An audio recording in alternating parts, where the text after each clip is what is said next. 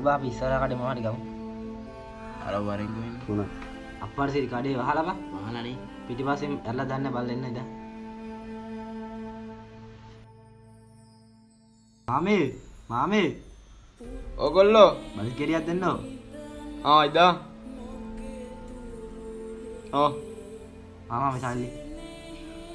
හරි. මාමා හිටියා බං පිටිපස්සේ. අර වරේ. සමු. කොදියක් මං කඩන්න. කඩපන්.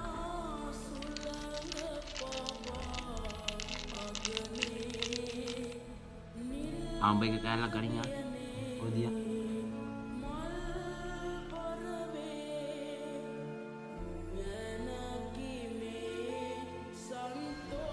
මටත් බයිස් ගෙඩියක් කන්න තිබ්බනම් අර අයියලා වගේ සල්ලි නෑනේ.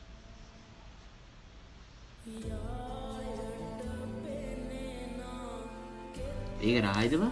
කල්නේ කිව්තරා දන්නේ පොඩ්ඩක් බලපන්. දැන් බලන්න. අම්මලා තියා අතන ඉර පොඩි ගානේ බණි කිරිය යන දිව අල්ලපන්. ඒ ඔමිද බං මල්ලි. ඔයෝ ඉදපන්. ඔයි. අල්ලපවක කොහොමරි අද අල්ලන්න ඕනි. ඒ ගොල්ලෝ ඉදපන්.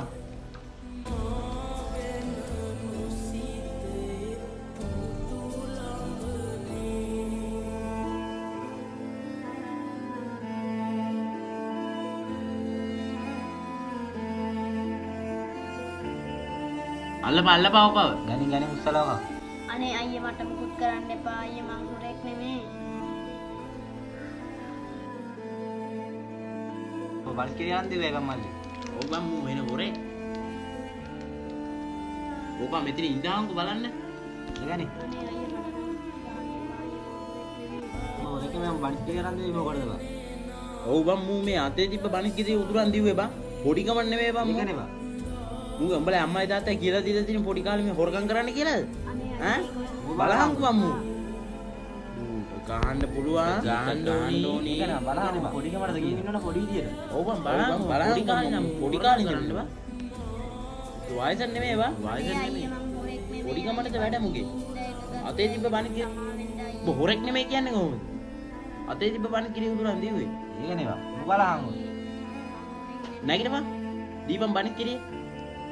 මේ මොකක් හරි මුගේ වෙන්න බං. බලන්න. අනේ ඒ බේස්තාවගේ අප්පා. ඕදියම් බං. අපේ අම්මට සනීප නෑ හින්දා උක තියාගත්තේ. ඇත්තද? අම්මලා සරීම නැද්ද? මූත් මේ කාගෙන් හරි හොරකම් කරපුවා වෙන්න බෑ බං. ඇත්ත කිය බං. බලමුකෝ. මම බලන්න. අනේ අයියපා. උඹට බණි කිරියත් ඕනි නේ.